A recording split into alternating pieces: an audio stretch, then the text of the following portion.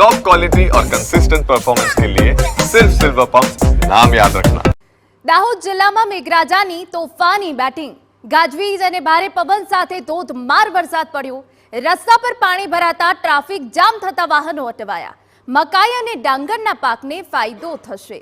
તો આજે પણ રાજ્યમાં ઓરેન્જ અને રેડ એલર્ટ છે. અતિભારે વરસાદ પડી શકે છે. ત્યારે દાહોદ જિલ્લામાં મેઘરાજાની વહેલી સવારથી તોફાની બેટિંગ, ગાજવીજ સાથે ભારે પવન સાથે વરસાદ પડ્યો છે. રસ્તા પર પાણી ભરાઈ ગયા છે, જેના કારણે વાહન ચાલકોને હાલાકી પહોંચી રહી છે. એ મુખ્ય માર્ગના અમે આપને દ્રશ્યો બતાવી રહ્યા છે કે જ્યાં 2 ફૂટ સુધીના પાણી ભરાઈ જવાના કારણે વહેલી સવારથી ટ્રાફિક જામ થયું છે. જો કે દાહોદમાં જે રીતે સારો વરસાદ પડ્યો છે તેનાથી મકાઈ અને ડાંગરના પાકને ફાયદો થશે.